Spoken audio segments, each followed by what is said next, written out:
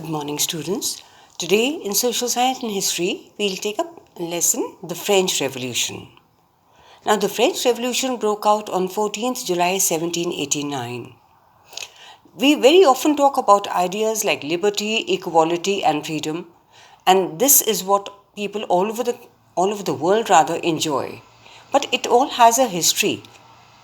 Now, when the French Revolution broke out, there were major outcomes or consequences, and one major outcome was that it brought an end to the system of monarchy over there. The time when the French Revolution broke out in 1789, Louis XVI was the king of France.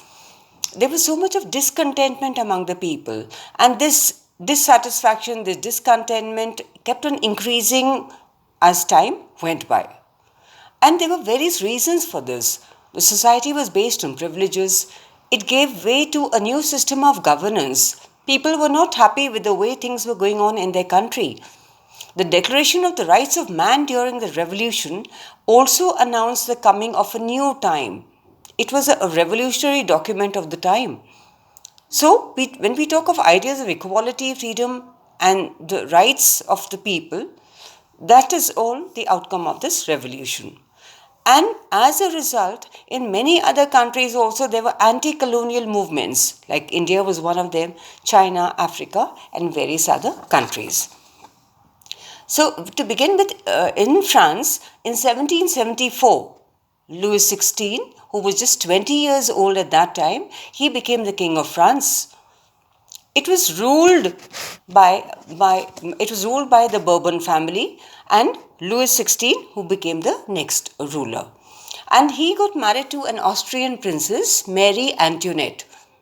So he also was to be blamed for this revolution, the outbreak of this revolution, and equally responsible was his wife, who was a princess at that time of Austria, and she was Mary Antoinette. Now, Louis XVI, there were many things that he also helped other people in many different ways. One help that he gave was to the 13 American colonies, which were able to become independent from the British rule. So, Britain had established 13 colonies in America, and to help them, Louis XVI sent his troops and sent his help and support as well. Now, with all these things, obviously the expenditure kept on increasing. Already the treasury was empty when he ascended the throne.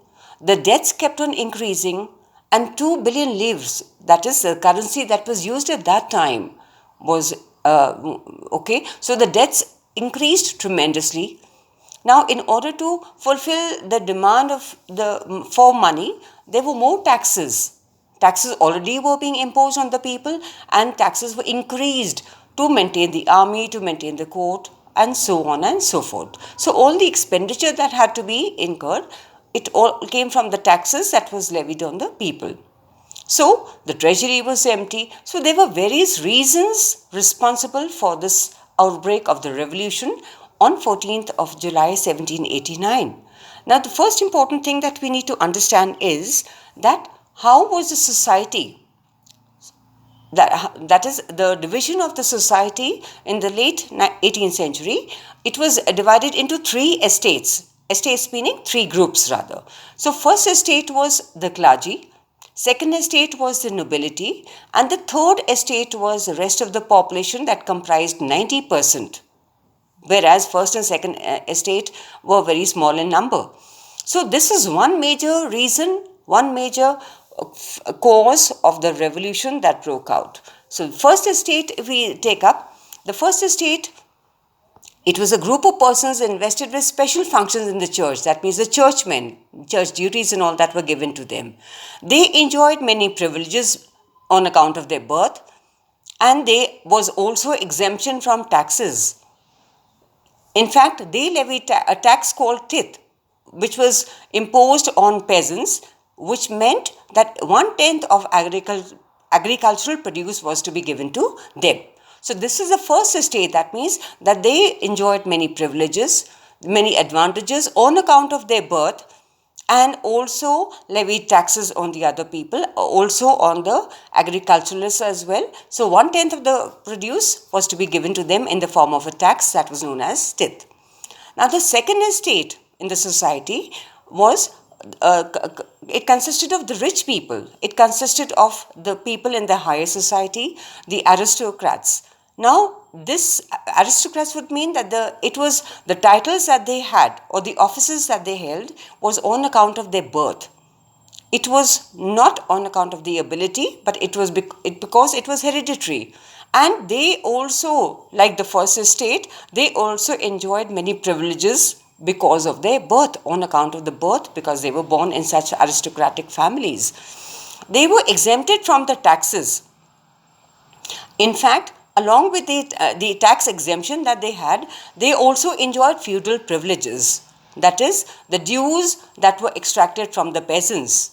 So they, one, the exemption from the taxes which others had to pay, and secondly, the feudal privileges, that is whatever money, whatever dues that they got from the peasants also. So this was the second estate. So if we see, the first estate and the second estate enjoyed so many privileges because of the fact that they were born in such families.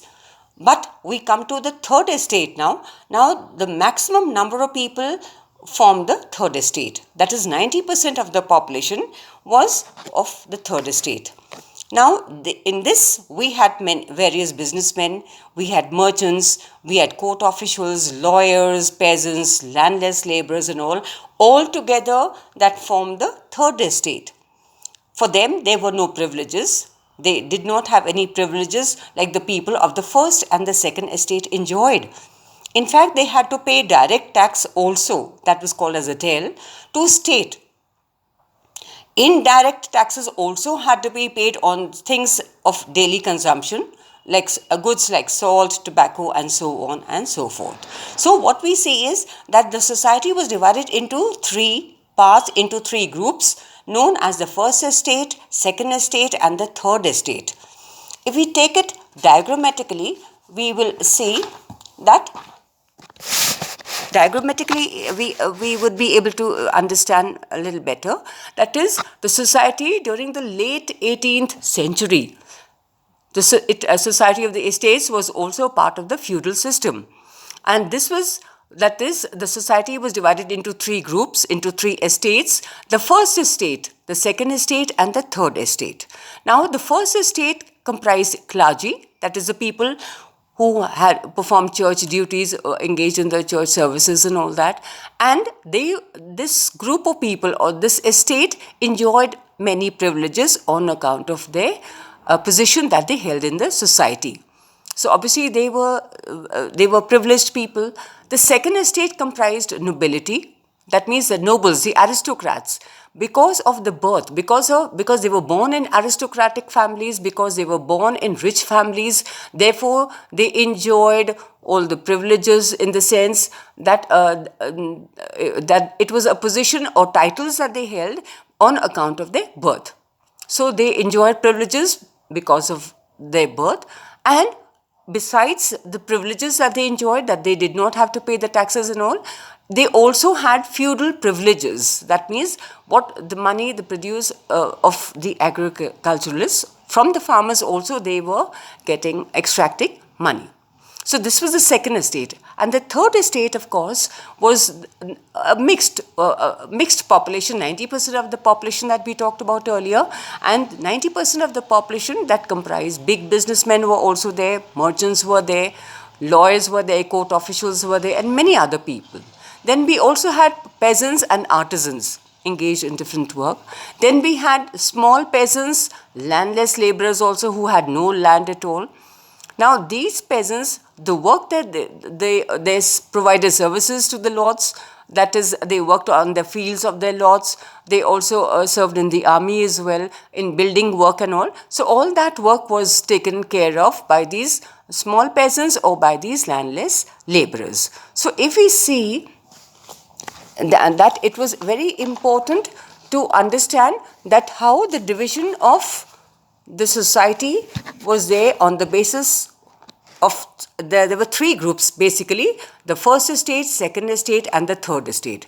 The first estate and the second estate, who enjoyed so many privileges just because they happened to be born in such families, and the third estate was the one that was overburdened, in the sense that all the taxes which had to be paid were paid by the people who formed the third estate. So this is what we see as far as the society was concerned. So this became one of the major reasons for the outbreak of the revolution.